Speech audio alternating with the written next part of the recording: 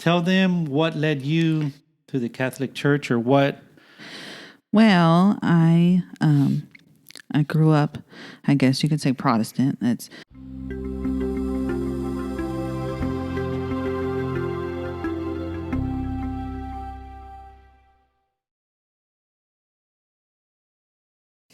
Hey everybody, Jose Licea with Christian Catholic Media, and today we have Dalia, Lisea. I'm his wife. my beautiful wife, Dalia Licea. Welcome her to Christian Catholic Media. She's one of the brains to everything that we do here, and an affiliate, and we're also the owners of Christian Catholic Shop, and we are also the authors of this book, In Communion with Christ. So you can check it out on Amazon.com. We're very excited. Do you want to tell them a little bit about the book, or should I tell them a little? Well, why don't we could just read the back of it so people can know what All it's right. about. It says, what does it mean to live a life in communion with Christ? That's the title of the book. It means living a life where at our end of days, our Father in heaven invites us into his kingdom with open arms. It means embracing God's call to accept his grace and all of its transformational power. The Catholic Church is God's gift to all people who will accept it, and is filled with many more mysterious gifts to assist us in accepting God's grace. If you would like to live a life in communion with Christ, then this book was written for you. In this book, you will learn more about the greater significance of the Eucharist, how confession brings us closer to Christ, what Christ teaches us about charitable love, why sharing the faith matters, and what God's purpose is for our lives. So if any of that sounds interesting to you, you might want to pick up a copy of our book on Amazon. Very important. The bottom line is we want to get to heaven. And that's why we wrote this book. And how do we get to heaven? Christ tells us, as far as, what he wants us to do. We want to receive the Eucharist. We want to go to confession. We want to live a life of grace that protects us from the evil one. Because when we have this shield, the light of Christ in us, the evil one can't touch us. So this is by Jose and Dalia Licea, Amazon.com. Yeah, check it out. If you think this is something that would interest you, we're very excited about it. It's our first book, and we just give all the glory to Jesus for this book. If you want to, help support, there'll be a link in the description. And also, we sell rosaries. We have a company called Catholic Heirlooms. You can find it on our website, Christian Catholic Shop. Join the Rosary of the Month. You get a surprise. Well, it's not called Rosary of the Month anymore. We used to call Rosary. it that. Now it's the Catholic Heirloom Stone Rosary subscription box. Yeah, so it's a subscription box. There's one for women, one for men. Check it out. Link in the description. So let's talk about you, because people don't know who you are. My beautiful wife, Dalia Licea. When we first met, when we were younger, she was not Catholic. No, not at all. And I was Catholic. I've been Catholic all my life.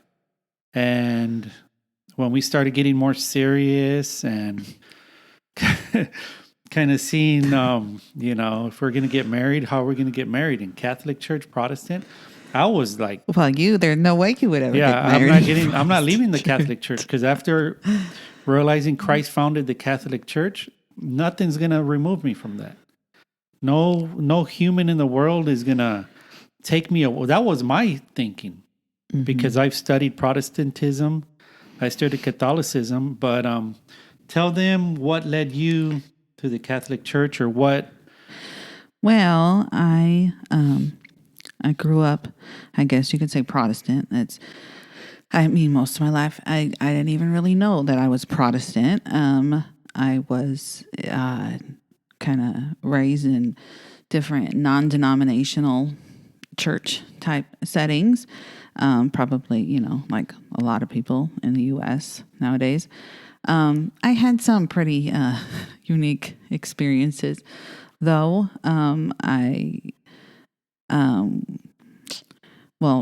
I don't know. Where should I start? I don't know. Just so you're Protestant, Yeah. and like a typical Protestant, you went to the church, altar calls, Yeah. all that, like a Yeah. typical Protestant. Well, sort of. It wasn't really. I wasn't really in. It wasn't really a typical Protestant setting. I was Okay. in churches that did a lot of street ministry and things like that. And so, So what led you to the Catholic Church? Like what? Like me and you talked a lot about yeah, becoming Catholic and versus Protestant. Is there any specific scripture, any teachings of the Catholic Church that said, "Hey, that makes sense"?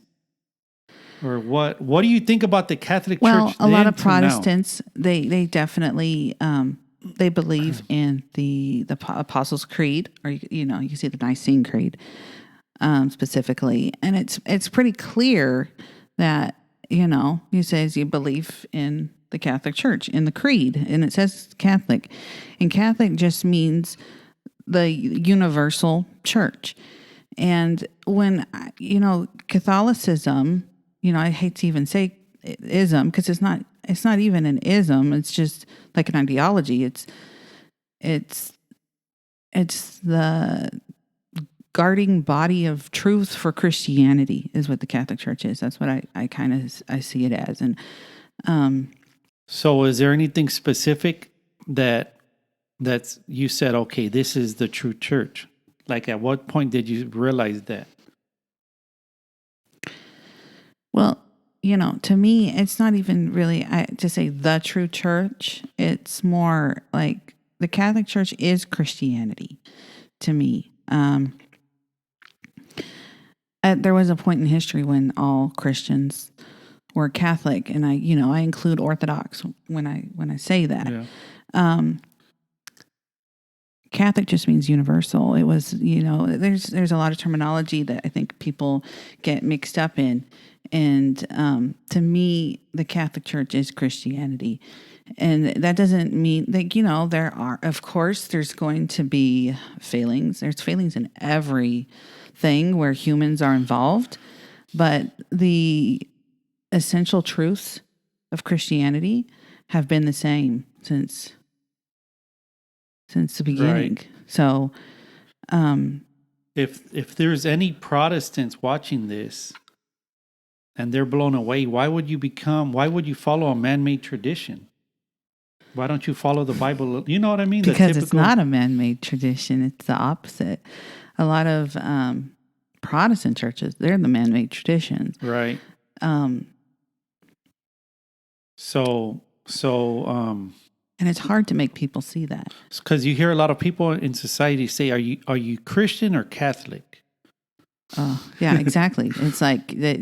Like how much that they don't know when they ask you that. And maybe there's people that do know, but they'll still use that language to try to trick Yeah, that's people or possible. misguide or mislead. But I think the vast majority of people just don't. Yeah. They just don't really know what they're talking about. I agree. Most Protestants simply repeat what they've heard. And it's not to say that I know everything that I'm talking about. I know a little bit I know enough about this to know what I'm saying. Yeah. But I'm not trying to sound arrogant like I know everything. There's plenty I don't know. You know. Likewise. I know apologetics. I know what keeps me Catholic. I'm pretty much in agreement with 100% of the catechism that the church teaches, and I do my best to follow it. And but I don't know a lot. You know what I mean? I'm still learning. I'm always open to learning. I study Protestantism from Protestants to see what they actually believe, and I study Catholicism from the Catholic Church. So you see, that's the thing about Protestantism is when you say Protestantism, you're talking about a million different things. That's true. And that's that's one of the biggest problems. Like Lutheranism has nothing to do with the local non-denominational, for example. Is that what you mean? Right. There's so many. There's thousands of different Protestant denominations. All they don't agree. Right. They're not in unity. And a lot of them, they're very far off from each they're other. very far off. And yeah. And so what did you have, like, what did you believe about the Catholic Church when you were Protestant? Did the Catholic Church ever even come to your mind when you growing up Protestant? Growing up, no. And it's funny because my dad's side of the family, my dad was raised Catholic, actually. Right. But he kind of strayed away from the church and the Catholic faith around his, late teens, 20s, that period in his life. And I think, I don't know for sure, but I know that it was close to the time. I know my grandma had passed away, his mom, and Right. I don't know if that maybe had something to do with it or what exactly. There's probably a lot of things I don't know. Okay. But yeah, so there's kind of this distant little inkling. I knew that my dad's side of the family was Catholic, but Right. But they you were never raised Catholic, but I never really knew much more. you than never that. considered being Catholic until you No. met me, right? Or Right. did you Yeah. consider it before that? Oh no. What did you think of when you thought about Catholic growing up? Protestant, like, I think it's What'd weird you because it's kind of like this distant thing that I didn't really give much thought to. right. And any kind of, there was little, like, I guess, boogeyman instances where Right. if you heard somebody kind of mention something about the Catholic Church, it was kind of Like, in whoa. this boogeyman kind of way. Like, I heard someone talking once about Stations of the Cross. Like, oh my gosh, they do this whole Stations of the Cross thing. Like, Oh, wow. like it's just the weirdest thing ever.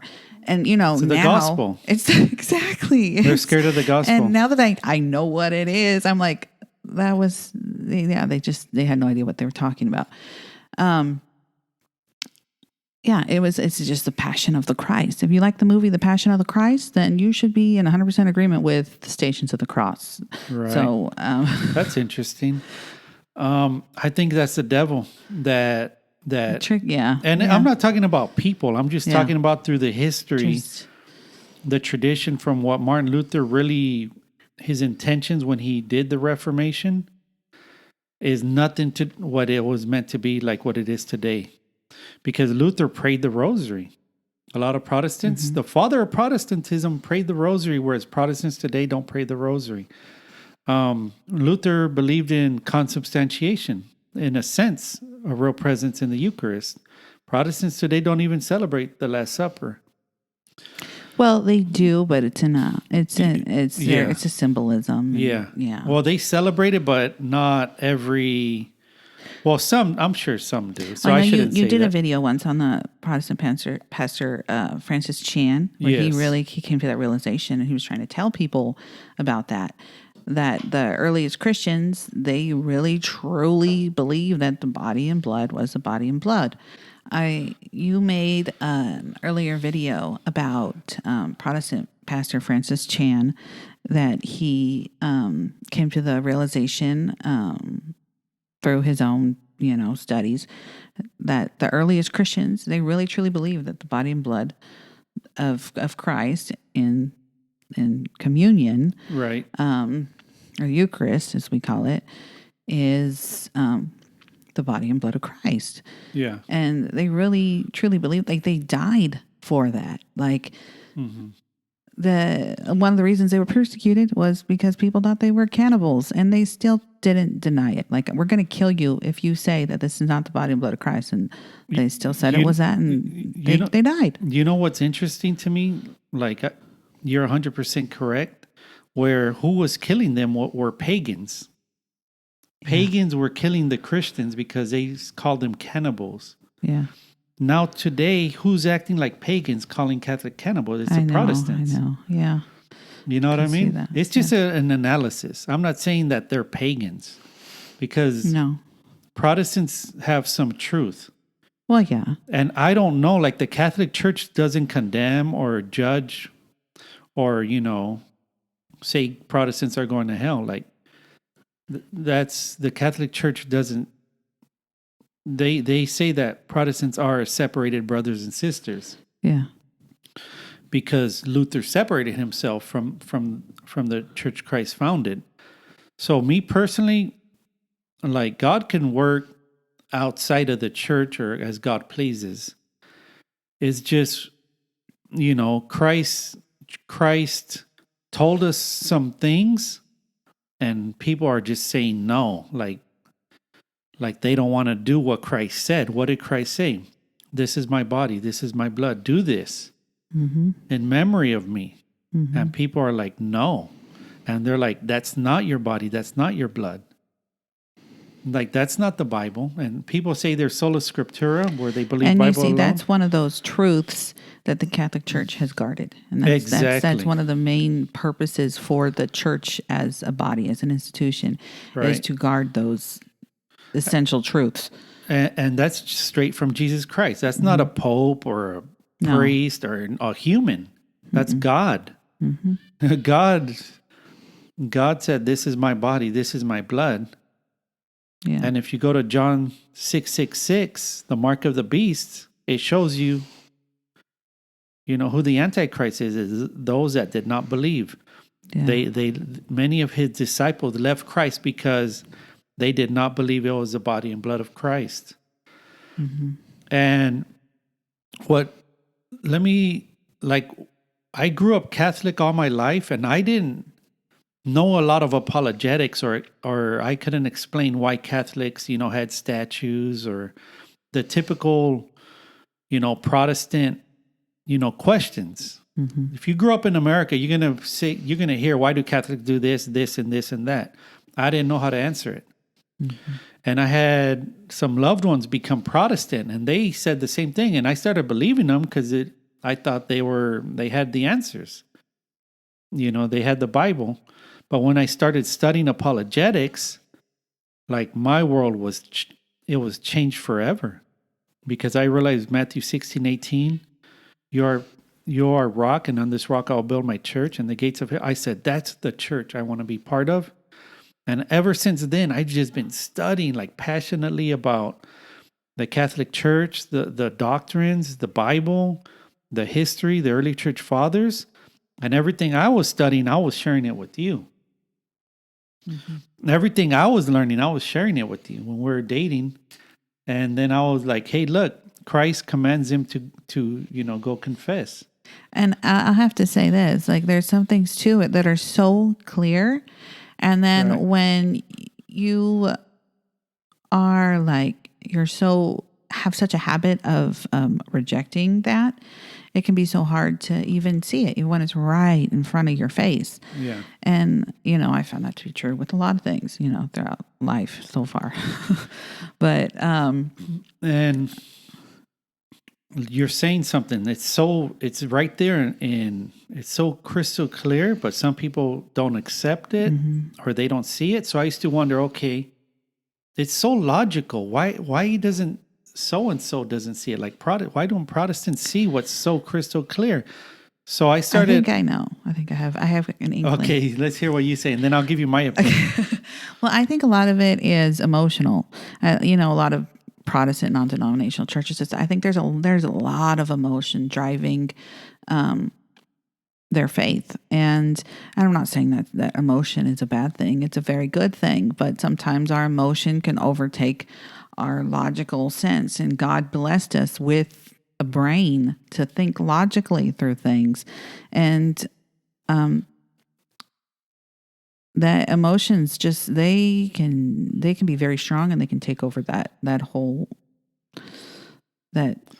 way. They take over your brain to where you can't think logically. That's a great And I'm point. not saying they're not intelligent. I'm just saying that, a lot of people, they're letting their emotions get better of them so that they can't. And it's kind of blinding. It's blinding. I got a few different opinions on different reasons. Number one, it's something that's just been handed down for the last 500 years since Martin Luther, where pastors invent their own doctrines, and it's just been handed down. And people they cling to it, even though it's not biblical. Another reason is someone could read the scriptures and won't accept what the Bible says, like this is my body, this is my blood, and someone will say no, it's not. Is when someone lays hands on them, it gives them a spirit that does not see, a spirit that doesn't come from Jesus. That's why in the Bible. Is that from Padre Toro? Is that what you heard? That? Yeah, I heard it from Padre Toro. Yeah. He's a Catholic priest, apologist. I've heard it from him, but I've also said that before. I've ever heard it from him. I thought but that was kind of like an affirmation, because like affirming what you're. If you see the Bible, how they laid hands on Saint Paul, right, in the book of Acts, and Paul, the apostles laid hands on Paul. Paul laid hands on Timothy. That's how the Spirit was. They did the laying of hands. That's the priesthood. That's where we have priests. Yeah, so they had the apostolic succession. Yeah. Whereas Protestants, they're laying hands, but it doesn't come from Jesus and the apostles. Yeah, so the laying of hands has a whole different meaning in Protestant circles than it does in the Catholic Church. So they're laying hands of a spirit that we don't know. It's unknown. Yeah, well, yeah. We don't know where that spirit came from. Someone can just claim to be a pastor and start laying hands on people. But if we see the Bible, it's clear where the laying of hands was apostolic, and and St. Paul told Timothy, "Be careful who you lay hands on." Well, so the laying of hands that was given establishing the priest. This priest laid the hand on to the next priest to establish who the next. Yes, priest so or what, that's bishop. another analysis that I'm looking at. So we have where they're just simply victims of what they've been taught from false pastors, or maybe it's not cynical. Maybe it's just they're very good people. They're just believing, they're being taken advantage of, and good people. They're just following what the pastor says, even though it contradicts the word of God. So that's one analysis. Another one is laying the hands with the spirit that it keeps them blind from being able to see the truth. And I heard that I had been thinking that, like, it's so logical. Why can't someone see where Christ said, "This is my body, this is my blood"? That's just one example. There's many examples. That's one example. But so I had thought that it could be a spirit when they lay hands on them. And then I heard a famous priest, Padre Toro, say that. And it's like, boom, there's a connection there. So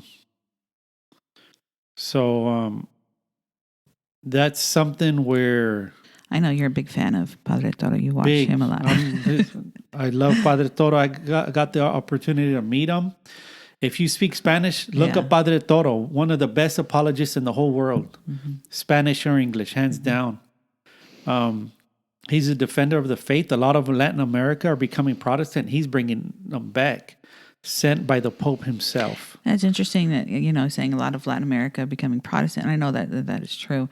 But, I had met you already, but I was an exchange student, right after the year after I graduated from high school in Argentina. And when I was there for almost a year, and I was Protestant there, and I was kind of like the weirdo there, because I was Protestant. And there was one church there that I was kind of going to sometimes because it was like the only, non-Catholic church that I could find. And the families that I was living with just really were like, "Oh my gosh, like that's a cult. Like, why are you going there?" Like, and I remember just thinking, like, "Oh my gosh, like what is going like to me?" So it's the opposite. Very confused. It's the opposite. Whereas here, Protestants will call Catholics like a cult. Yeah. Or not all Protestants do that. Yeah. There's very respectable Protestants that don't even... Of course, yeah. They love Catholics. Yeah. But then you have the ones that are just... They're misled. They don't know what they're, They're just repeating what they heard. Well, yeah. And there's also of course, that if there is a pastor and they have a church and their whole financial being depends on them being the pastor of their church. Right. Then it's very hard for people to change their mind on things like this, Yeah. And also and they need more people to be at their church to financially support them. So I'm not, so they have to, they're like, no, this cannot be true. This cannot be true. Even when it hits them in the face. Right. Like even Benny Hinn, he's come out and said some Catholic truths and like said, yes, this is true. This is they true. believe in the real presence, and a lot of people are being healed. Benny Hinn said that. He recognizes the Catholic Church. So why hasn't he become Catholic? Well, so this is because he'd lose his whole empire he built. This is my analysis. He wouldn't, actually. He wouldn't. I'm seeing a lot of Protestant YouTubers interviewing a lot of Catholics and Orthodox. Right? This is just my analysis. So you have this circle, right? You have this circle of truth. Outside this circle is not the truth. It's a lie, right? So you have this circle of truth. So outside the circle is Protestantism, because it's not what Christ founded. It goes the opposite of what Christ taught on, like the Eucharist, confession to a priest, Christ founding a church, the Catholic Church. So I see a lot of Protestants, and I love Protestants. This is no way against any Protestants. This is just an analysis that I have. So we have Protestant YouTubers interviewing Catholics. So what they do is they go inside the truth, right? And they'll learn about the early church fathers, about communion, about the truth, about the Bible. The Catholic Church, canonized the new. They wrote and canonized the New Testament. The thing. Yeah, the not Bible. Just canonized, but actually wrote it. It's like you read the New Testament. So you go inside the truth, and then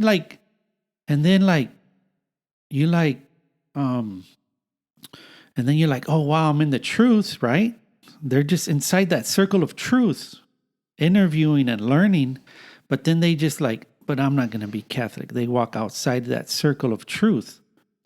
You know what I'm saying? Because it's hard. It's hard to come to the whoa, that everything you've believed your whole life may not be 100% and accurate. These look like educated Protestants like that. Yeah. And it looks like they're seeking truth. But when I see them do that, and they're like, I'm not becoming Catholic, or they're nonchalant, I'm nonchalantly walking outside the truth. Look at me. Yeah. It's like, is that an ego? Or why don't you want to remain in that truth? Or maybe it could take time. It's hard. It takes, I think. It could take time. Yeah. Another analysis that I've kind of encountered myself is when I'm dialoguing with Protestants, it seems like when I start doing speaking to them biblically about the Catholic truth, apologetics, right? Mm-hmm. Apologetics, it seems like there's it's an art. It becomes a little heated. Mm-hmm. And my analysis, sometimes it feels like an exorcism. I don't know if that's accurate or not. But it's not just one Protestant. It's like a lot. Yeah. It's the same thing. And I've heard exorcist priests saying an exorcism could take years. Yeah. Yeah, that's true. And it's like sometimes you just got to walk away and love them. And that can be hard. That can be hard. Yeah, that could be hard.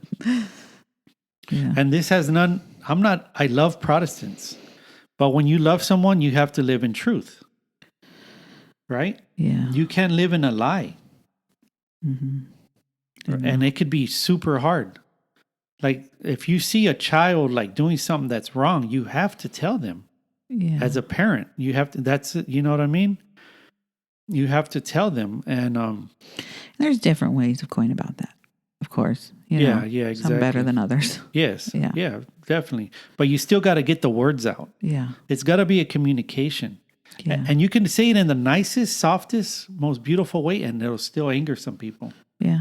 Yeah. You know what I mean? Yeah. Yeah. But I had a dream recently. This is just a dream. This ain't biblical or anything. I had a dream where we're in a class setting, and it was they were talking about the Reformation, and the teacher was a Protestant, and me and my brother, there was a break, and everyone got up and took a little 5-10 minute break. Me and my brother went to speak with this teacher, And I told her, Jesus Christ founded the Catholic Church and the Orthodox is apostolic. And Martin Luther founded Protestantism. And when I said that, she became like a witch, like an evil spirit. And I got like scared. I couldn't even talk no more. So just simple facts that Christ founded the Catholic Church angers like evil spirits to where it like manifested itself and it became like an evil, like a witch. In my dream, it was like a nightmare. Oh, okay. This was a dream. I was like, it was a dream. Yeah. I don't know if you said that already. It was a dream, everyone. It was a dream. Don't take it as gospel. Like, this is a dream. But it just comes to show you that when you tell an evil spirit that Jesus Christ founded a church, he's the head of the church. He's the head of the church. And he founded Catholic and Orthodox. And Martin Luther founded Protestantism. It manifested itself. Because the truth, it can't stand the truth. Yeah. Like the evil spirit wants to keep people blind. Like a Protestant could read the early church fathers, see how Catholic it is, like be inside the circle, like I said earlier, the circle of truth, and walk out and be proud of it. Yeah. Like, I don't want that. And there's like famous Protestants, like pastors that are, Well, like at the Vatican too, there's a statue of, what is that? It's a statue. It's like of Mary. And she's got like her head, she's like stepping on, or something. It's like, and I know there's Martin Luther. Do you know what I'm talking about? Yeah, I'm not sure if that was the founder of the Jesuits, I think. Or was it Mary? I think there's one of Mary. Okay. Yeah, I think there is where she's stepping on Luther. Something or like Luther's in hell. We'll have to maybe look that up. Yeah, check it out. I remember seeing a statue, something like that. I'm not sure if it's at the Vatican. It's somewhere in Rome, though. Okay, let's talk about Rome. What about like why Rome? Like why is the church, the Vatican, St. Peter's Basilica, why is it in Rome? Why is it? Is that a dogma that we have to believe that Peter was in Rome? No. No, that's not a dogma. No. Right? So just making it clear to all Protestants that it's not a dogma to believe that Peter went to Rome. But there's so much evidence he did go to Rome. Yeah. Yeah, he was in Rome. Yeah. But even if you took that away, that doesn't prove a Protestant saying Peter never went to Rome. It's not a dogma. Rome is a strategic location to spread the gospel. Like the Rome at that point in history was kind of like the internet today. Yes, like it was that the internet. That was the way information got out. It went through because all roads lead to Rome. All roads lead to Rome. They're getting the gospel out, doing exactly what Jesus Christ said. It had nothing to do with because this was the Holy Land, like Jerusalem or something like that. Correct. It was just purely strategic. It was not like. So we read the early church fathers, the first Christians, they all said a lot of them were saying Peter was in Rome. Mm-hmm. St. Peter and St. Paul were in Rome. You read the Bible, Peter says he's in Babylon, which they used to call Rome. He didn't want to, because the Christians were being persecuted during those times, and Babylon didn't exist when Peter was in Rome. Yeah. So he obviously was not in Babylon. He was in Rome, codenamed Babylon. He didn't want to, give himself up because they were being persecuted, they were being killed. And eventually he was killed in Rome. Right? He said he was not worthy to be crucified like Jesus Christ, so they crucified him backwards. Yeah. They executed him backwards, and St. Paul, they say he was beheaded. Yeah. And they're both buried at Catholic churches in Rome. So you could go look that up. Everybody could look that up. So literally, in that sense, the Catholic Church is built on the apostles. Yeah, exactly. Literally. That's why it's in Rome. It was a strategic location to spread the gospel to all nations. All nations. And if you look at the holiest site in all of Christianity, the Church of the Holy Sepulchre, where Jesus was, Jesus' tomb, it's Catholic and Orthodox. There's no Protestantism, no Protestant presence in the holiest place of Christianity in Israel, Jerusalem. Look that up. Church of the Holy Sepulchre. Why do we have a pope? Why do we have a pope? Yeah. I don't know. Ask God. Okay. Yeah. No. I'm just kidding. Okay. But yeah, well, I mean, this goes back to, to Matthew 16:18, Yes. Jesus said, on this rock, I will build my church. Right. And, of course, people go back and forth on all over that. Like, no, he was saying on this rock, but, the Bible's not telling us where he was pointing his finger and stuff, obviously. So when Protestants say on this rock, the Bible doesn't say that Jesus was pointing to himself. And that doesn't mean that we don't believe that Jesus Christ is like the rock, of our salvation. Jesus is the architect, the constructor. He's the one building everything. Yeah. He's a founder. So yes, he is our rock, but in this instance, in the Bible, Jesus is saying Peter is the rock, and that's why he changed his name. That's why he used Kephas or Cephas, or however you pronounce it, which is what language? Aramaic. It's in Aramaic. And it was, but the scriptures were written in what language? In Greek. In Greek. So St. Paul spoke in Greek. Why was he speaking in Greek and then he jumps to Aramaic and says Cephas. Exactly. He's trying to drive a point. He's making it very clear that Peter is the rock. His name was Simon. New name, new identity. Just like Saul was Saul, became Paul. New name, new identity. Yes. And the main thing with the Pope is obedience to Christ. Yes. Yeah. Like if Christ says this is the chief of the apostles, all we do is we follow Jesus. If someone else says that's not the chief, don't follow the chief, we respect that person and we love that person, but we don't follow that person. We follow Jesus. So when people say, I don't have a pope, they're just saying what they're saying without saying it is, I'm disobedient to Christ. Sometimes Christ only wants obedience. In my opinion. That's what I'm saying. It's like God is, what's the only way? I think there's only one way to not go to heaven. There's only one way to not, be quote unquote saved. And that is to reject God's grace. Right. God has, he's invited everybody and then a lot of people reject it. And they'll say it's too much work or they'll say it's works. Like right. I'm thinking of an example. Like let's say you're going to have surgery at the hospital and everything's free and it's paid for. The only thing you got to do is get in your car and go over there. Would you call that? Yeah, you got to get in your car. You got to go over there. You got to fill out some papers or some. There's a few. It's free though to do, but it's free. Yeah, come over here and it's an example. This. So when Christ said, "This is my body, this is my blood," how do I receive it? You got to go to the priest.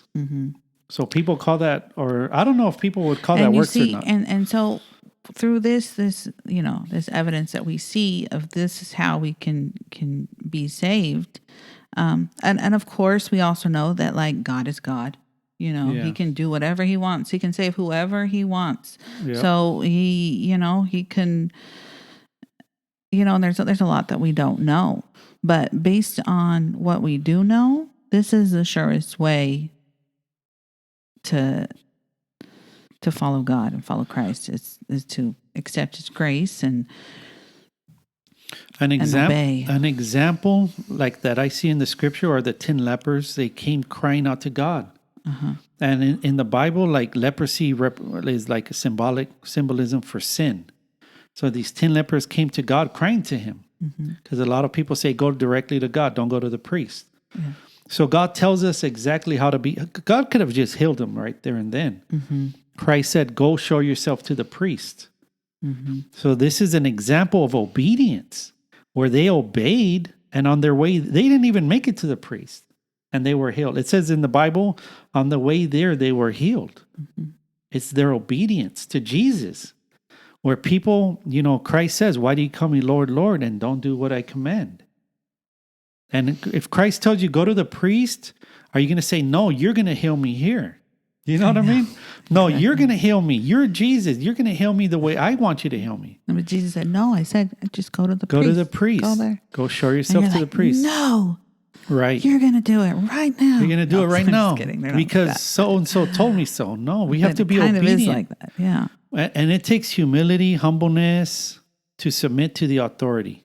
Mm-hmm. You know, we have to like let go of our ego and God's not forcing you. Yeah, you know, God's not forcing because us. it wouldn't be worth anything if He had to force you to do it. It has to be of your own free will, own free will. And what was amazing to me when I was reading the early church fathers, and it talks about the like the first popes, it says that they would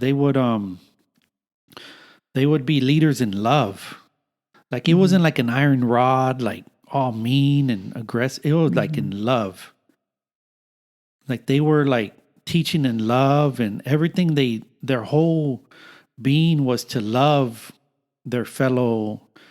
And I think that can be a challenge because sometimes you're teaching in love, but you know, maybe the way you come across, or you know, maybe we can work a little bit on how we come across to people too.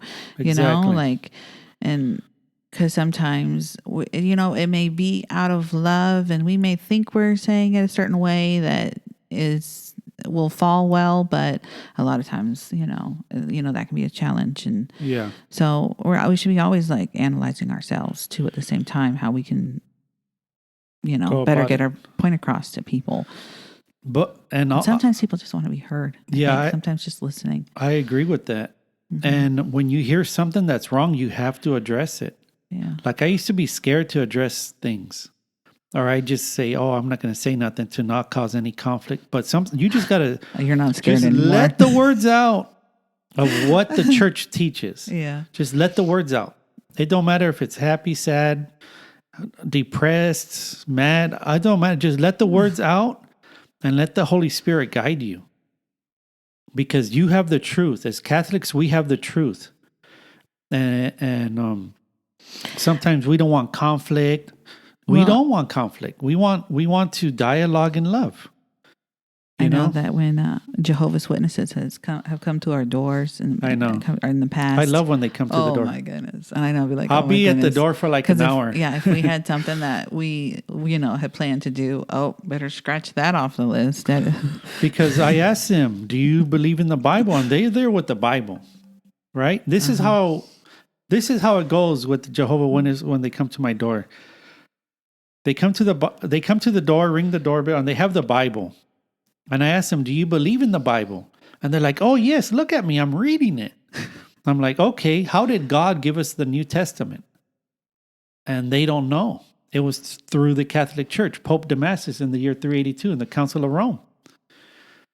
And they're just like, they can't believe they're reading that the Bible is a Catholic document written by Catholics for Catholics, because they're anti-Catholic. A lot of them are anti-Catholic. A lot of them are not anti-Catholic. It's just they're being taught to not accept the Catholic Church because everyone's going to become Catholic.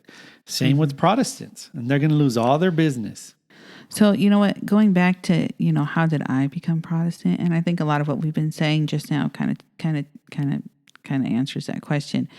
It wasn't overnight, I think even when I started going to the RCIA classes, I think in a lot of ways I wasn't fully convinced. And why wasn't I fully convinced?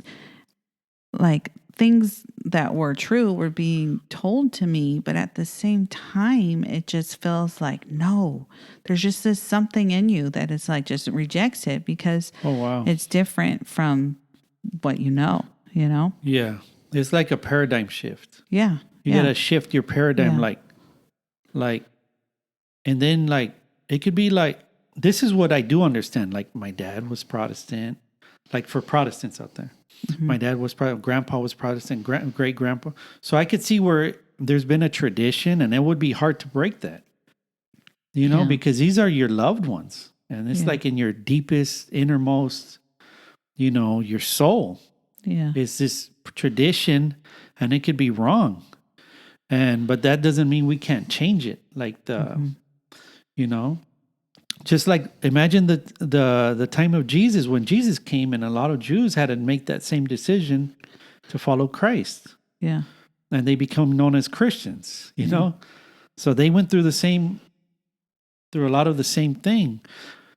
But you're not leaving your forefathers if you're Protestant because you're still Christian. You're now in the fullness. You're still Christian. Yeah, exactly. You're just like into the fullness of Christianity. The fullness of the faith. That's what like fullness of the faith. Where it's not just like whereas Protestants read the scripture, that's a good thing. They believe Christ in the Trinity. That's very Christian. We agree with them on that. Yeah.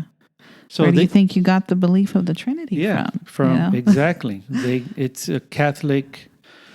It's all from Catholic, and so a lot of Protestants got to understand they're not leaving Christianity. No, you're stepping deeper into it. You're still in the Trinity. The Trinity is the same. The New Testament is the same. You're going to have 7 more books in the Old Testament, but Christ and the apostles use those books. They use those books. Why would you? Why did Jesus? Yeah. If they weren't good enough for Jesus, why did he not throw them out then? So Christ and the apostles used them. Why didn't he say, no, I'm not going to look at those books? You know, there's no evidence anywhere that God had anything against, Jesus had anything against, or the apostles had anything against any of those books. Right. And Catholics call them deuterocanonical. Protestants call them apocrypha. They make it sound scary a little. The apocrypha. You believe in the apocrypha. Catholics have an apocrypha, but it's not those books. We have a different apocrypha. And what does that mean, apocrypha?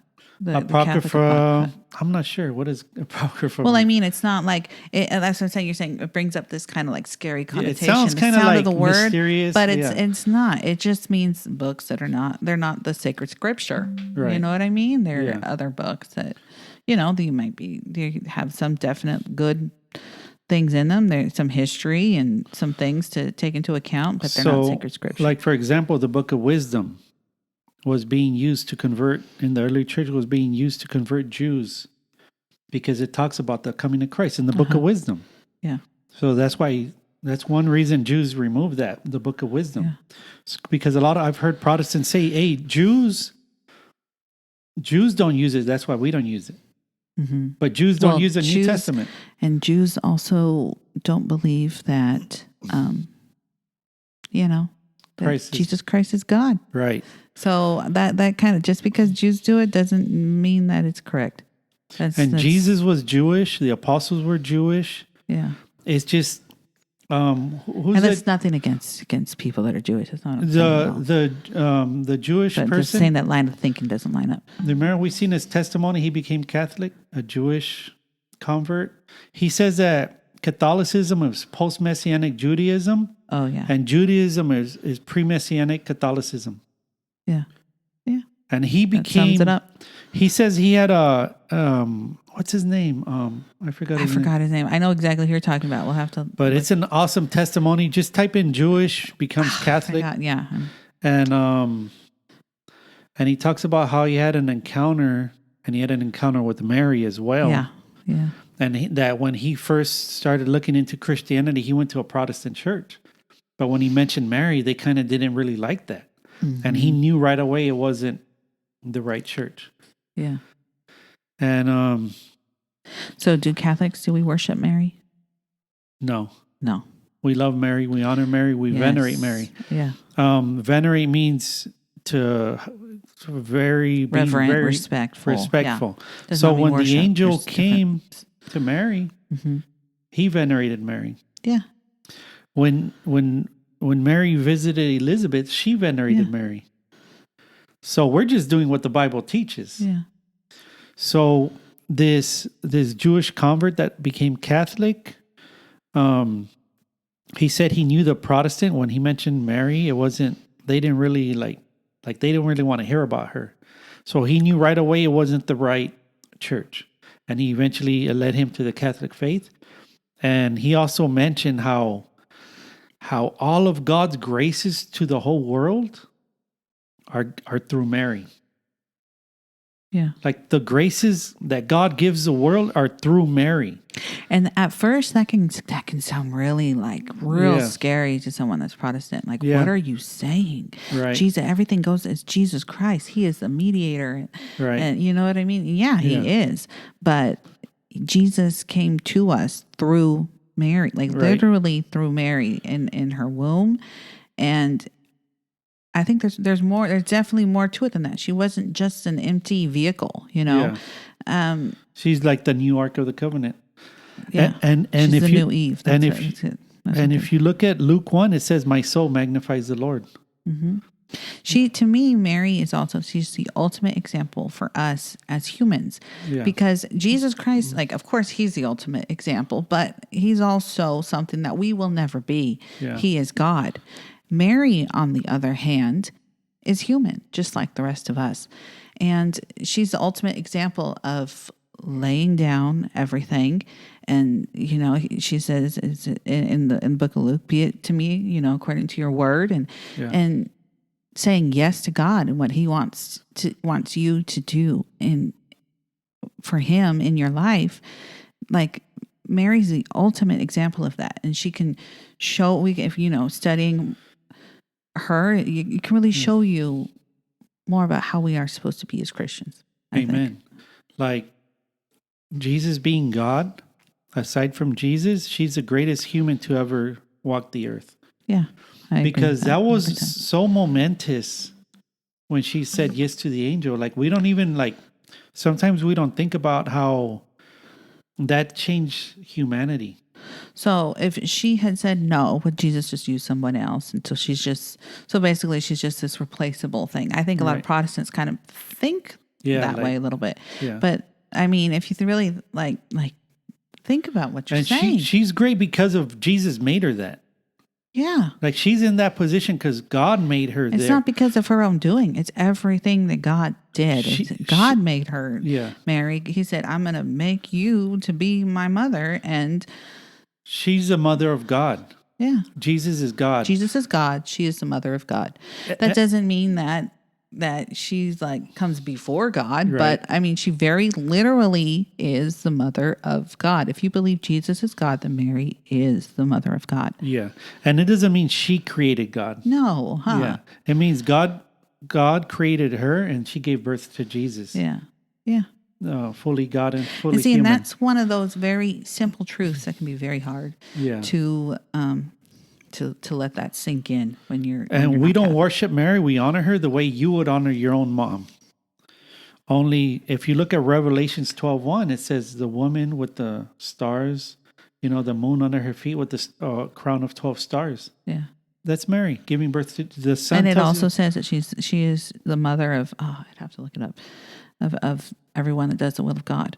It says that in the book of Revelation. Wow. I mean, not those exact terms, but the exact words, but that's God made her great. Because Luke 1 says all generations will call me blessed. God made her everything she is. So if people have a problem with Mary, you have a problem with God. Basically. Exactly. Like, and you look at the history, like the first Christians, they love Mary so much. They like, you know, they love Mary. They love the apostles. They love and a lot of this I know saints. this can, like, we're just here talking very nonchalant. You know what I mean? Well, not really. Yeah. You know, just very calm and but things like this they can really set people off. Like, I know.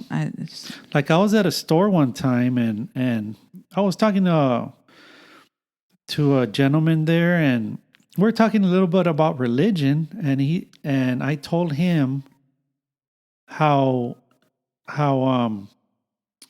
baptism is born again. John 3:5, you must be born of water and spirit. And he got upset. I was like, what? No, all the first Christians for the first 1,500 years agree 100% that John 3:5 is baptism.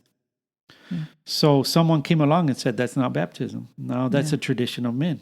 So this person, you know, maybe this person been taught something and it's hard for him to comprehend it. Is all I can think. Is the reason he got mad and he walked away. Like, and I wasn't being mean at all. We weren't arguing. It was nothing. It was a very cordial, nice conversation. But I just told them John 3:5, born again, because you hear a lot of Protestants. That's a big thing in Protestantism. You must be born again. How am I going to be born again? You must say the sinner's prayer. That's not I scriptural. know that doesn't say that in the Bible. Yeah, that's not. It does say you need to ask for forgiveness and Yeah. you need to repent. God says that a lot. So the Bible says, be born of water and spirit. So that's one example. Mm-hmm. And it's biblical, and we have a lot of writing from the early church fathers that teach that as well. So yeah, so anything else you want to add before we Well, I don't know if I even really fully said what said made your me tes- yeah, say it. Let's go. Catholic. Well, you know what? Actually, though, I think maybe we should kind of take a little break. Yeah. And then All right. maybe do a part 2. Yeah, so we'll do a part 2, and we'll talk about what made her Catholic, Dalia Licea. And we'll talk more about what made me a fired up Catholic, because I grew up Catholic, but I grew up not knowing too much. But I'll talk more about my background, my walk in the faith. And then kind of dabbling in looking at Protestantism at one point. Uh-huh. And being open to it, or being open to the truth at the end of the day, being open to the truth. You can call it what you want, Catholic, Protestant, anything, but let's be open to the truth. Yeah. Yeah. See, that's me too. I'm a big fan of trying to seek out and find the truth. And if you have something that, you can show me something that can change my mind. Yeah. My mind has already been changed in a big way. If Protestantism was true, this podcast would be would be the Protestant podcast. Yeah, Protestant podcast, 100%. But we're not there. But after analyzing Protestantism, Luther founded it. Christ founded the Catholic Church. There's that's pretty much. And there's so much we could talk about on each of these. Yeah. There's so many things to talk about. And we're going to talk about everything. Whether it's news or just whatever we feel like it. So make sure you subscribe. And any last words? Check out just In Communion with Christ. Yes. On Amazon. Go to Christian Catholic Shops, ChristianCatholicShop.com, and check out our company, Catholic Heirlooms. Yeah. The Rosary of the Month comes in a box, surprise every month. Stone rosary quality. Yeah. And I just want to say, I'm actually the one that designs all these rosaries. Dalia designs them. So, just so you know, I'm not bragging or anything. So just so you know that this comes from our heart. It comes from us. It comes from our heart. We're a small family business, help support, and we really appreciate everyone who tuned in and listened to our discussion. So thanks so much. God bless. We love you all, and we're signing out. God bless you all. Any last words? God bless. Goodbye. See you next time.